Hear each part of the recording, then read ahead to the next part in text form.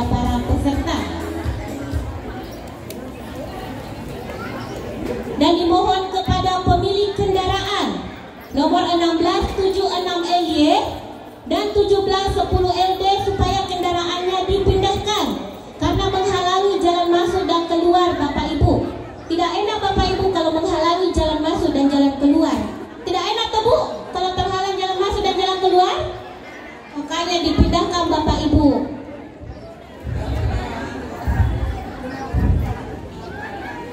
Sekali lagi, bagi pemilik kendaraan dengan nomor 1676LY dan 1710LD supaya kendaraannya dipindahkan karena menghalangi jalan masuk dan jalan keluar.